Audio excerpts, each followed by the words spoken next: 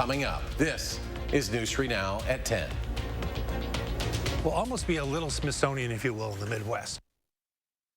Thank you for joining us tonight. It is currently housed in an old hardware building, but members of the Wisconsin Historical Society say in a few years they'll be running a state-of-the-art facility. It's a museum space they say will provide visitors unparalleled access to history. Talia Mohadeen shares the group's big plans for the future. Walking through 200 years of Wisconsin history. It reinforces the learning, right? Seeing textbooks come alive. We get about 22,000 school-age kids, or about the 4th grade, that come in here every year. CEO of the Wisconsin Historical Society, Christian Overland, wishes that number could be higher. We can't fit more. So that's one reason to build too, is because it's a small space. A small space that's about to get a major facelift. A project 20 years in the making. The Wisconsin Historical Society is building a brand new museum in the future.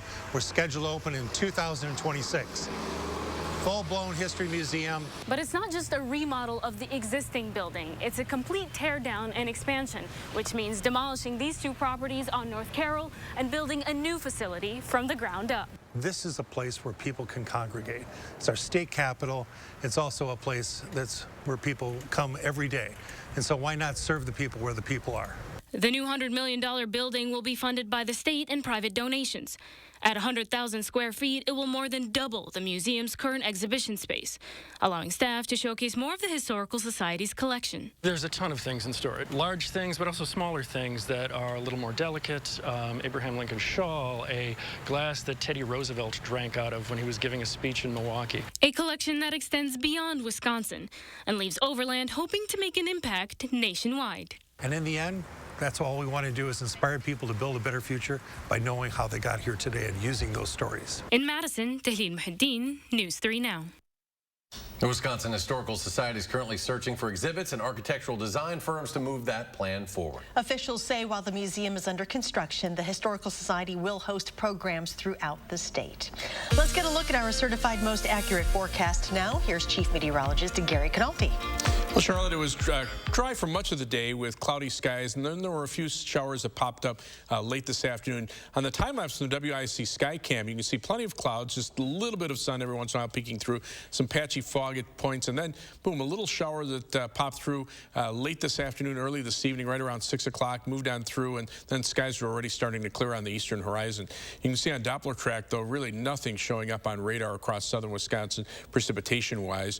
Low temperatures this morning were pretty mild. Here in Madison, we dropped to 61 degrees. Milwaukee only fell to 64, and temperatures were mainly in the 50s and 60s. High temperatures today, upper 60s to the lower 70s. Madison made it to 71. Janesville hit 72, and temperatures are still in the lower to middle 60s right now with mostly cloudy skies. Look for some breaks in the clouds overnight. Tomorrow should be a cloudy and mild day with a high of 71. Not looking for any rain. And later on, I'll take a look at a forecast that could include temperatures close to 80 by the weekend. Gary, thank you. Developing tonight, police say charges are pending against a 30-year-old Madison man in connection to a deadly crash this weekend that killed 3 high school students. The suspect, who is not being named, is still in the hospital with non-life-threatening injuries. We're also learning more about those young men who died in the crash. Simon Valesi was a Madison West High School student and soccer player, while Jack Miller and Evan Cradawil attended Middleton High School and were also athletes. There is a growing memorial now at the scene of the crash. Around 10:15 Saturday night, the Dane County Sheriff's Office says a car crashed into the back of another one, carrying the 3 young men. It sent their vehicle into a field, started it on fire. Both the Middleton and Madison school districts today confirming their identities. We spoke with a witness to the crash who explained what he saw and heard from this horrible tragedy. We all came on our deck and we are looking at it. And we are praying that there's nobody in there if it's a car. We are just praying. I'm hoping, and I'm just telling my kids and my wife, I hope there's nobody there. Again tonight, the driver of that vehicle that hit the 3 young students is still in the hospital with non-life-threatening injuries. Charges against him are pending. The city of Madison is moving on to the next phase of its Vision Zero initiative. Crews today put up signage for a speed reduction sections of Whitney Way and Mineral Point Road. The city calls Vision Zero a data-driven strategy intended to eliminate traffic deaths and severe injuries on city streets by 2030. Public health officials extended Dane County's mask order for a second time this morning. It is essentially the same order that is currently in place. This extension goes into effect on Friday and will expire on November 5th. It requires face coverings for everyone ages 2 and up when inside any enclosed space open to the public. Currently, the county is averaging about 150 new cases per day, so that puts it in the CDC's high level of community transmission. And experts say that's still more than 100 cases per day, too high to get rid of the mandate. We know that typically influenza starts kind of our late fall, and again, this year's proving to be the same. Doctors say even if COVID isn't your main concern, flu and cold season is about to begin, and last year proved masks work. Health officials say local businesses have overall been doing a good job following these mask mandates. There were 280 complaints last month. Only 3 received a final warning and none received a citation. We're getting an update on UW Health staff vaccination process today. The healthcare provider says about 96% of employees are vaccinated, while just under 4% had their waivers approved. That means more than 99.9% of the company's employees are following the vaccine policy. Last week, SSM Health announced 99.5% of its staff is vaccinated. Around the entire state, DHS reminding everyone that your actions not only protect you, but those around you. The 7-day average is above 2,500 cases per day, with 17 deaths. And new tonight, the Milwaukee Bucks announcing a new COVID-19 vaccine mandate, but it only applies to some fans. The team said fans who are seated within 15 feet of the court at Fiserv Forum will need to show proof of COVID-19 vaccination or a negative test result within 48 hours of the game. Those fans will also be required to wear face masks while in their seats. The new policy is in accordance with an NBA league-wide mandate. And the CDC is updating its guidance for holiday travel. The recommendations are pretty much what we've seen so far this year. If you're not vaccinated, you're asked not to travel. The CDC also recommends not traveling if you are sick or were exposed to someone with COVID. We're learning more tonight about a deadly drive-by shooting over the weekend in Milwaukee. An 11-year-old girl was killed. Her 5-year-old sister was hurt after police say someone shot into the family's vehicle Saturday night. The family is telling local reporters the girls were on their way home from Chuck E. Cheese. Community activists say this kind of violence has to stop. We all are in pain. We all are hurting. I'm calling for a cease and desist, ladies and gentlemen. We've got to stop the random violence. Let's pray and hope that, we can be a little more patient and tolerant with each other out here. Milwaukee Mayor Tom Barrett issuing a statement saying he is disturbed by the shooting, also offering his condolences to the family. New video shows police confronting a gunman on a Tucson, Arizona Amtrak platform this morning. We have a warning. This can be difficult to watch for some. The clip opens with the sound of gunshots being fired, prompting a police officer and K9 to respond. They enter the train, stay on board for a few moments, then run for cover with the gunman firing shots as they run. Some 50 additional officers arrived on scene later. In the end, one DEA special agent was fatally shot, another agent was left in critical condition, and a Tucson police officer is hospitalized in stable condition. According to police, it all happened during a routine check for illegal guns, money, and drugs. One suspect died and another was taken into custody. A soldier was killed and 4 others injured in an accident involving a military vehicle at Fort Bragg in North Carolina this afternoon. A spokesman said it was a tough day at Fort Bragg, and it's tragic anytime a soldier is lost outside of combat. No other details about what happened are available beyond the time of the accident and the name of the street where it happened. Authorities today shut down a bridge in Michigan that connects the U.S. with Canada. The closure happened after they found possible explosives in a vehicle that was crossing the bridge between Detroit and Windsor, Ontario. The troubling discovery came as Canadian border officials were conducting an inspection. Authorities think it's an isolated incident and don't believe there was an active threat. New tonight, McFarland getting started on building its new public safety center. The village hosting a groundbreaking ceremony on Broadhead Street tonight. This facility will be the future of the home of McFarland's fire and rescue teams, municipal court, and police department. The project design plans for 30 years of growth. We're on the east side of McFarland now, which has just continued to grow as every year. We always have development projects in the pipeline, and so what we're seeing is that our community is growing and we're looking for more amenities and services, and we can't provide that with the space that we have. So for McFarland to move into the 21st century, we need a new building. The project will cost about $20 million. It'll take a year to build. The village says it also hopes the building is the first net zero energy consumption public safety center in the state. A Democratic state senator announcing today she will run for lieutenant governor.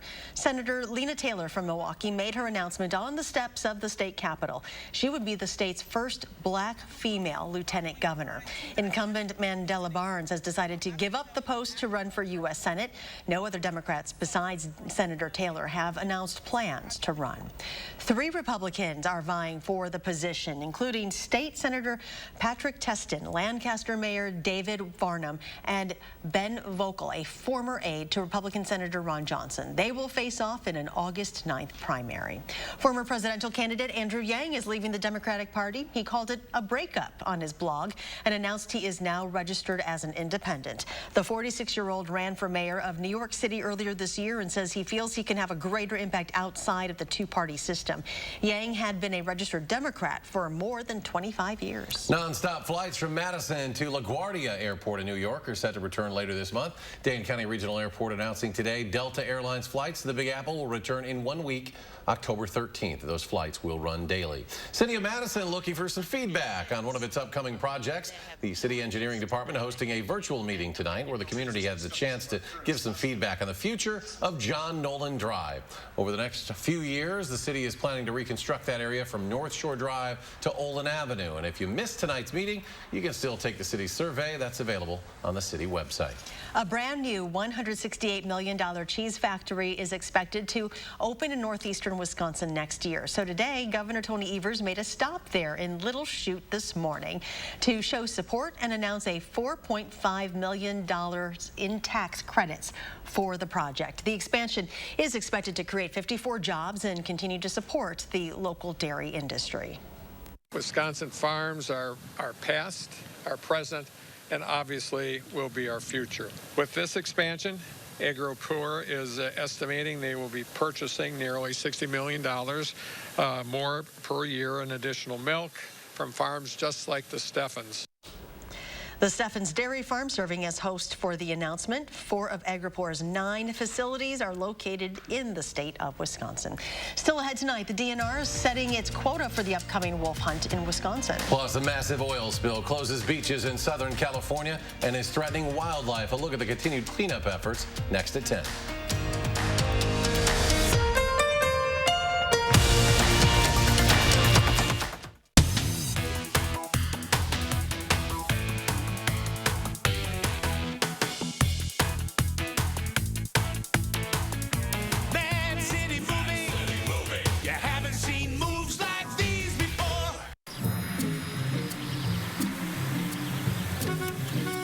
Looks like they finally got rid of that trip hazard. They pump it full of mud? It ain't mud, Jack. Where are the patched holes? Where's the splashed mud? It ain't mud, Jack. Concrete lifting technologies can quickly raise and level any concrete surface using cutting-edge foam technology made in Wisconsin. Fast and accurate and eco-friendly. How did those guys do it? Where are the holes? Where's the mud? It ain't mud, Jack. I learned long ago, if you've got the right tools and a little know-how, you can do it yourself. And no wall of mine's gonna get some dime a dozen paint. Pittsburgh Paints and Stains. Premium performance from start to that tough, washable, one-coat finish. It exceeds expectations of what makes great paint. Pittsburgh Paints and Stains. Get 11% off everything, including Pittsburgh Paints and Stains. Seeing the joy that people feel when they share a meal with family and friends, that's why we do this. The laughter of kids around the table, the thrill of families driving through for a treat, the delight of not having to cook, and instead letting us safely serve you. It all comes back to taking care of each other. And for that, we'll be here with your favorites and always a smile. We're divided, but we can agree now's the time to help hardworking Wisconsinites, right? Nope, not Ron Johnson. See, on lowering prescription drug prices, Johnson was a no. Adding dental and vision to Medicare? Nah. Or making childcare more affordable to help people get back to work? No way. What about making the rich, like him, pay their fair share in taxes? Heck no. Tell Ron Johnson, time to say yes to building Wisconsin back better.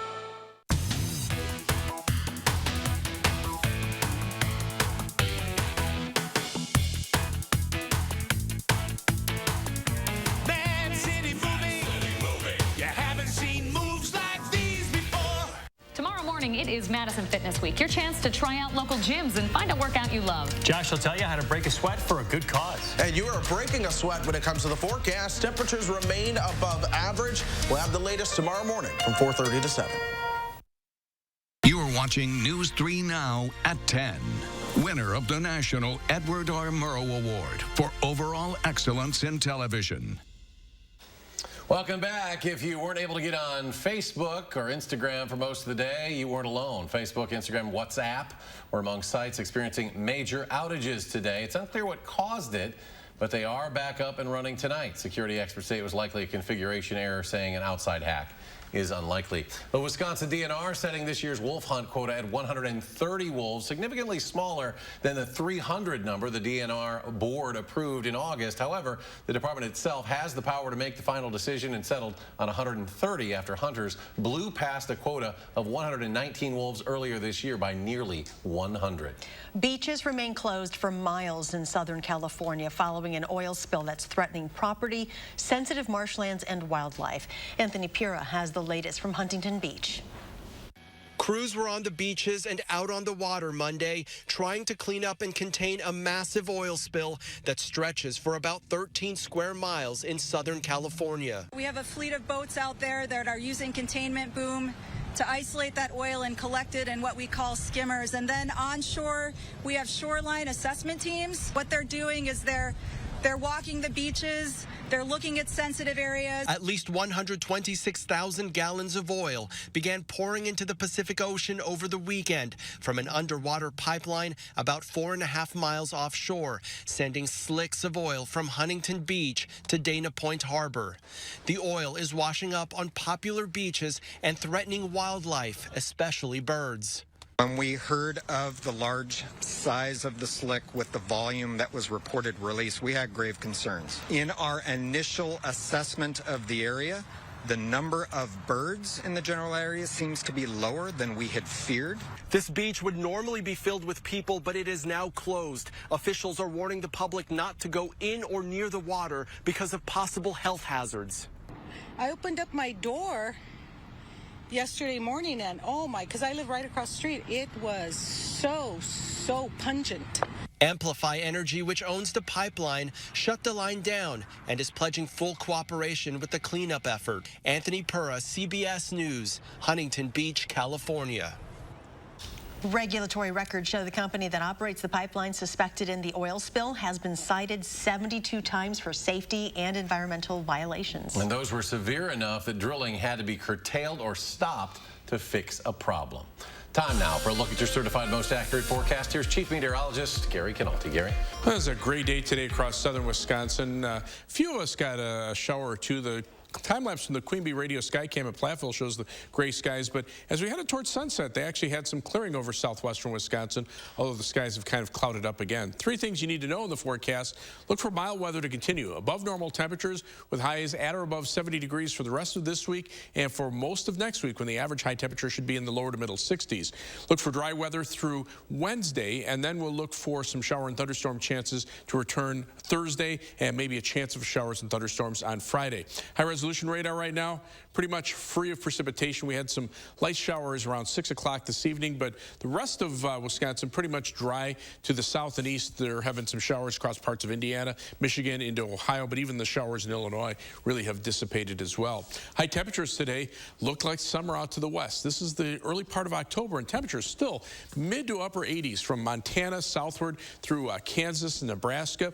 Our temperatures were above normal, but not as dramatically so.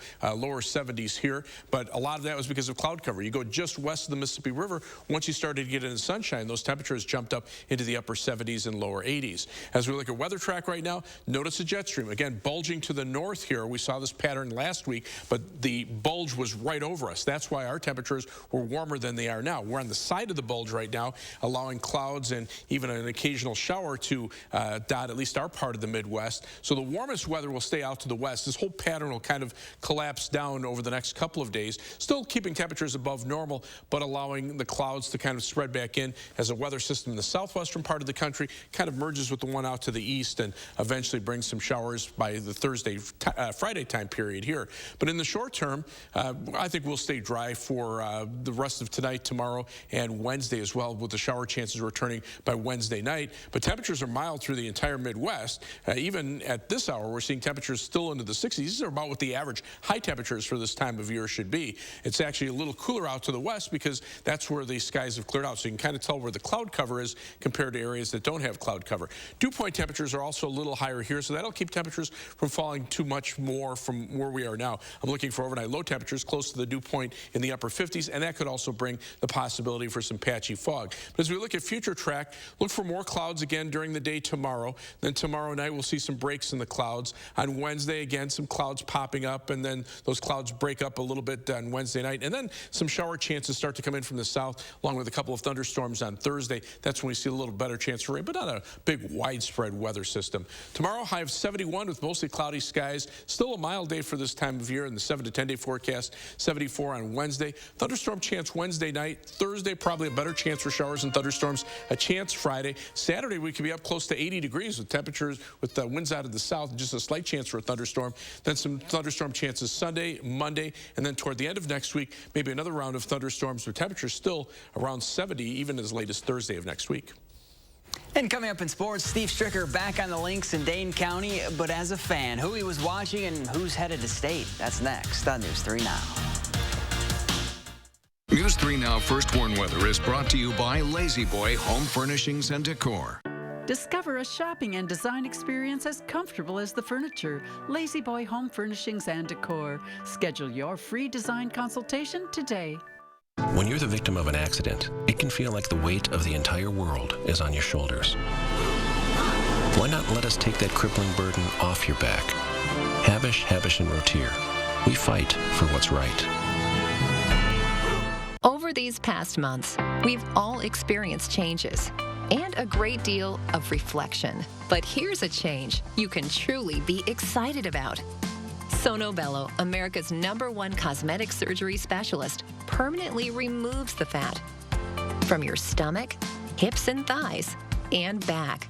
I walked past mirrors. I didn't want to see any of that. I can't even tell you how excited I am about Sono Bello and what they've done for me. I'm just living my best life now because I'm being the best that I can be. Sono Bello's board-certified surgeons use micro-laser technology to safely target and remove your diet-resistant fat cells permanently. Schedule your free, no-obligation consultation. Plus, get $250 off instantly. You deserve to do something for you. Call 1-888-512-1753 or go to sonobello.com now. No more Freon for your AC. Oh no, the homeowner's called Action Man and his action team. Call on Action Plumbing, Heating, and Electric at iwantactionnow.com.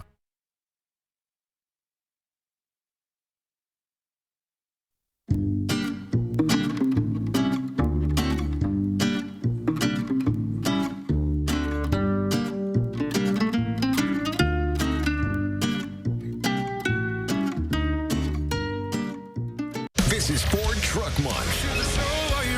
Time to take a ride in the all-new 2021 Ford F-150 with an available 12-inch touchscreen, an available interior work surface, and for powerful performance on demand, a class-exclusive available Pro-Power onboard mobile generator. These are America's best-selling trucks. This is Ford Truck Month. Inventory levels are coming back up, making Truck Month the time to get an F-150 with 0 for 72 and 1,000 retail order bonus. Fry Construction is celebrating 26 years of providing excellence in home improvements. We strive to exceed the expectations of our clients with each and every project we do. Respected by your neighbors and voted Best of Madison 2 years in a row. Best kitchen and bath design, best roofer. Experience the Best of Madison for yourself and save 26% off gutters or insulation with any full roofing project. Schedule your consultation today at fryconstruction.com. A nursing home promises to care for our parents as cherished loved ones. But if your parents have been injured in a nursing home, we can help. Habish, Habish, and Rotier. We fight for what's right.